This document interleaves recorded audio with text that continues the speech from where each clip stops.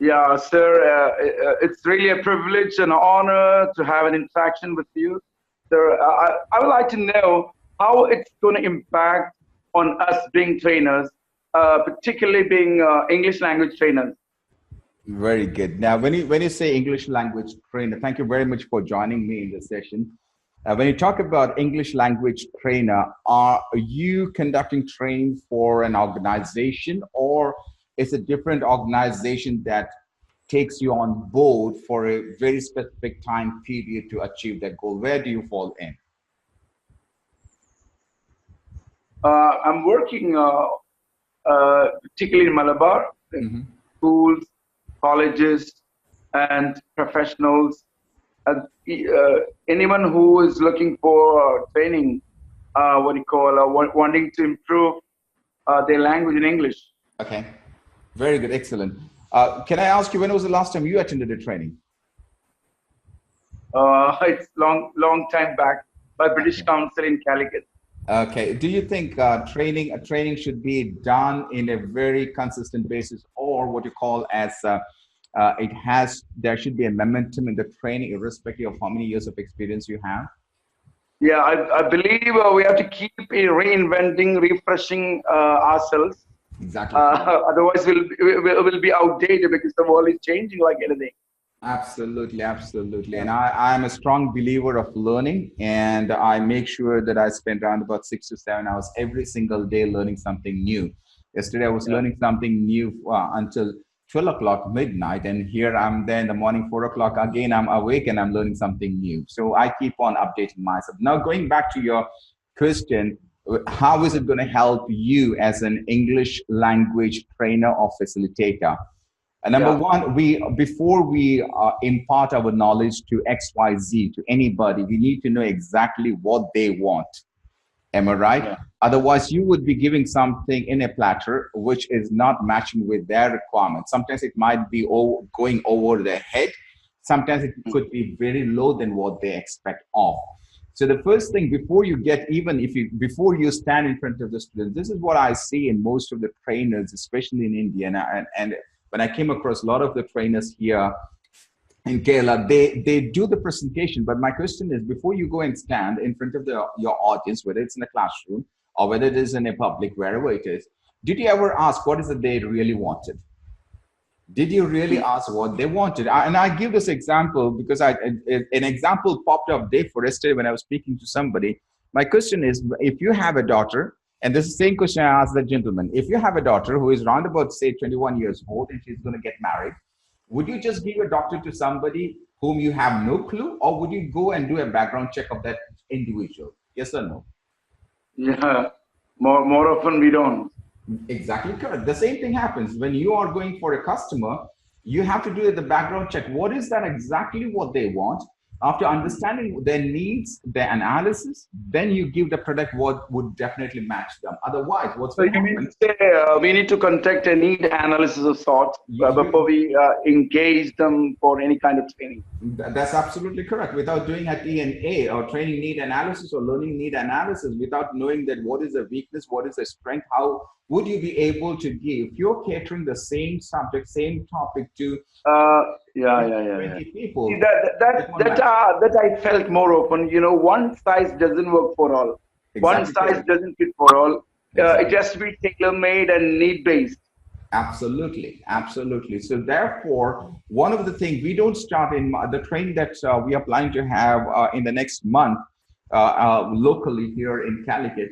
It's not that you on the day one itself you go and stand and you do your presentation. We don't encourage that at all. We see that. Do you know how to go and engage yourself? Have a meeting with the organization. Ask them what is they require. Do they have a goal, or they are just calling you for conducting a training program to develop the English language or whatever skills, leadership skills, etc.? No, it doesn't work. First, you need to have a meeting with them, understand what is their requirement, and based on the requirement, you come back, you design the program, you do the ADDIE program, you set up their design, develop, and you do the implementation, then you do the evaluation, then you go back and say, is this going to meet your requirements? Yes or no? If it is yes, then you take into the presentation part. Could you, sir, could you elaborate on ADD? Yeah, it's an old system. Still, most of the organization they do use that. It is how you analyze. That's the letter A. Then you design the program based on the TNA that you do. Once you have designed, then you go and develop the program, and then TNA means training need analysis, or yes, yeah, yeah, training need analysis, training need analysis. So the TNA comes in the A part. There's a very initial one. So most of when I meet somebody, they say that I am a XYZ trainer. I said, very good, good for you. But the thing is that before you become the trainer, trainer is the implementation part. Training is the implementation part. Before training, you have the A, which is the TNA comes in the A. Then you have to go for the designing part, where, for example, there are some there's a position or a designation which is called curriculum designers. They come in that level. Then you develop the program. Developing the program is how, whether you want it as with a PowerPoint presentation, or is it going to be outdoor? Is it going to be experiential training program, or is it going to be on the job, or OJT, on the job program? Or do you actually require training? Sometimes what happens, if you're working in a corporate organization, you don't require a training. You don't require a training at all. It's what is the best intervention that would help other team to grow and excel and reach their goal. So that all comes, it all starts from the TNA. So once the TNA is done, you go and design, you go and develop, and then comes the implementation part. And once you implement, then you need to get the feedback, and that's where the evaluation happens. Once the evaluation happens, sometimes what you do, you go back to your drawing board and you change it completely, because sometimes it's not working like what the management has agreed upon. So it's not necessary. It's not necessary that your training is going to meet the requirement of the organization. So, especially this training, the one that we are planning to have in Calicut the next month, is corporate training. It's a very much corporate training. Where do you draw the line between corporate training and soft skill kind of, or the training that we're being attempting or doing otherwise? Okay, a corporate training, when it comes to soft skill, can be a corporate training for sure, because you have two types of training. Number one is technical training. Technical training could be something which is very much related to that very specific business. That's technical training. For example, somebody wants to operate Excel or PowerPoint, or how to operate a computer, etc. Those are examples of technical training, which is a basic requirement based on their designation. Right, and then the other side is called the soft skill training. For example, it could be communication, it could be negotiation, it could be leadership, it could be a lot of things. Now, does this fall in corporate training? Both of them fall in corporate training for sure. Both of them fall in corporate training. There is no fine line drawn for it. Now, the question is, how do you call yourself as a corporate trainer? Now, if I were not to be a corporate trainer, I can have my own syllabus, go to a company and say, I'm going to teach you this. Are you ready? And I just go and teach. Irrespective of your evaluating my style, what are the contents? Nothing. I just go and train, and end of the day, I'll get a good feedback, because I did a lot of activities, a lot of icebreakers, a lot of energizer, etc. End of the day, they would say the instructors was good. But the question is, did it bring an impact in the end result of the organization for which I was hired? The question may be yes or no. But when it comes to a corporate trainer, he might be carrying the same stuff as a freelancer. But the thing is that he goes there and he gives in a very professional way. This is what we are going to achieve by the end of the session. But that's not the result. The result is after 3 months, we can assure you, based on the training that is conducted, you'll find an increase of 5% in sales. Or you will find a reduction in the accidents and the incidents in your company. Or it could be a better lifestyle. Whatever it is, it has to be measurable. It has to be smart. It has to be specific. It has to be achievable. It has to be measurable. And there should be a timeline set for it. If I can give that to an organization in a very professional way, that's what we call as corporate training. It has to have a corporate training. Now, if you go back, Abdurrahman, and if you ask anybody, do they have their own manual? Do they have their own manual? What I call a manual, meaning, do you have a participant manual? Do you have an instructor's manual? Yes or no? And I can guarantee that if you're not a corporate trainer, you will never have an instructor's manual. An instructor's manual is something that's going to help you and your team. Now, you are not an individual. When it comes to a corporate training, you are not the individual. There could be other co-facilitators as well. If it is a 5-day program, maybe on day two instructors walk in and they do simultaneously, they train.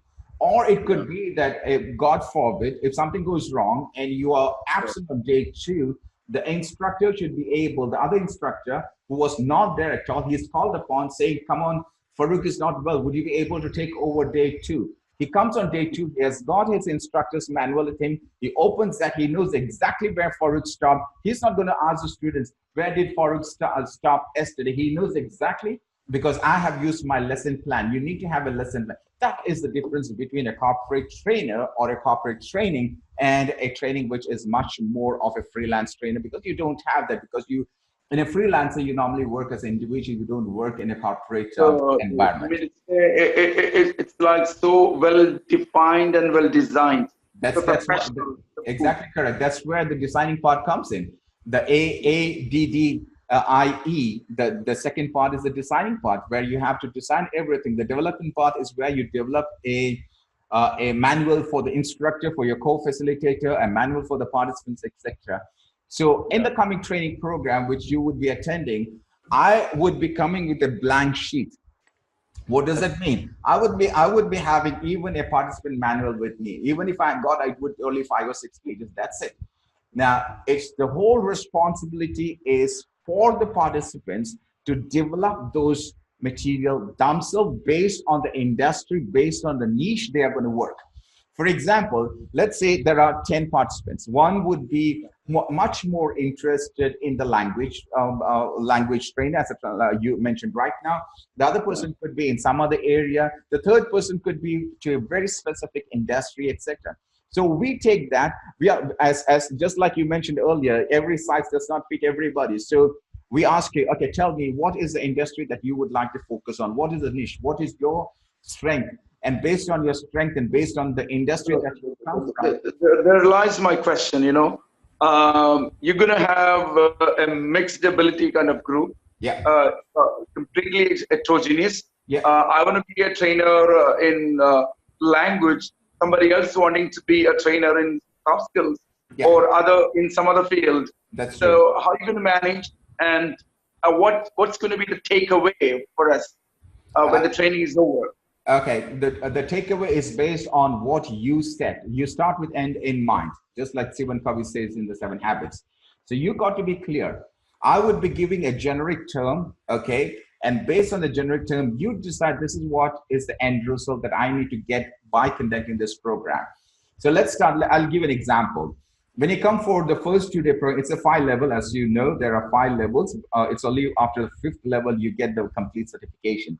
So after the first 2-day program, the first 2-day is completely on TNAs and how you develop TNAs and so forth. You'll be given a challenge.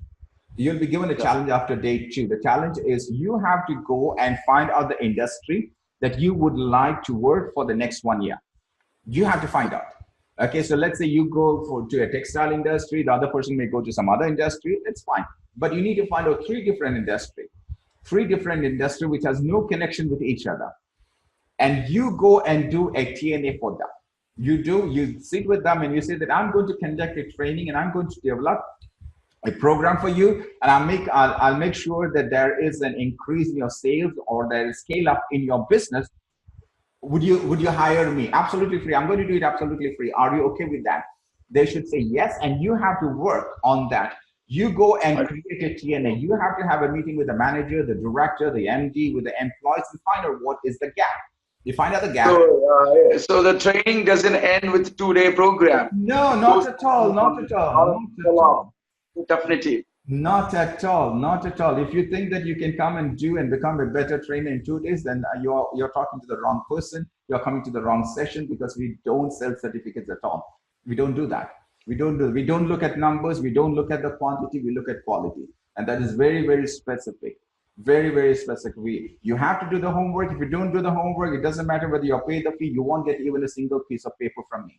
Absolutely. That's very, very straightforward onto the face. We won't give you anything. Don't tell tomorrow that you have been trained by Farookh Sensei. No, you can't use that until otherwise you complete all the 5 levels, and then make sure that you go and conduct a training and you bring result. Now, what do you mean by result? Let's say you did all the 5 programs. You did all the 5 programs, and then you did an excellent presentation to the program. The result doesn't mean that we get the feedback, a written kind of an oral feedback, just right after the training. No, we don't agree to that. We don't agree. You can be a good presenter. There could be a lot of people who are better than me in presenting. There could be a lot of people far better than me in doing it.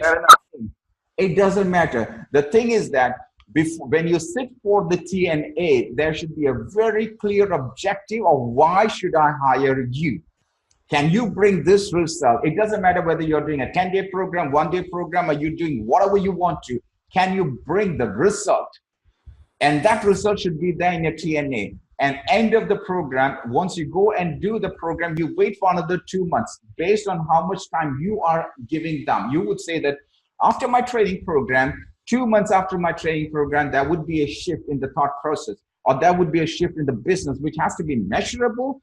And then you do an evaluation and the management comes and say, yes, this boy has done something great. He did a program 2 months back, and we can see a shift in the people, the way that they behave, the way that they interact, etc. That's when we say you are qualified. Sir, I don't know if it's okay to ask like this. Yeah. Shall I ask you a question? Sure.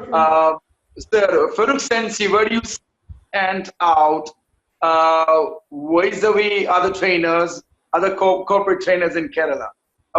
What is your USP? My USP is that you bring me anyone, make them sit in front of me. I can bring change within 1 hour time. And I have done that. That is my very unique selling proposition or unique selling point.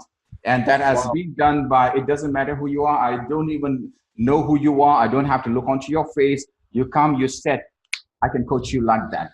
I'm more than a trainer, I'm a coach. I'm a coach more than a trainer, because training is something which you stand and you train, but coaching is like, it's a birth in me. I can just coach anybody. I give an example, bring the President of the United States and I'll coach him. I have that sort of confidence. I say that in my training program. It doesn't matter who you are. I go to the best of the best trainers and the best coaches in the world, because I get coaching from them directly, like John Maxwell and Les. Yeah, I listened to some of the videos of your clients who were talking, they were talking in glowing terms, their experience out there in the US and UK somewhere in the West.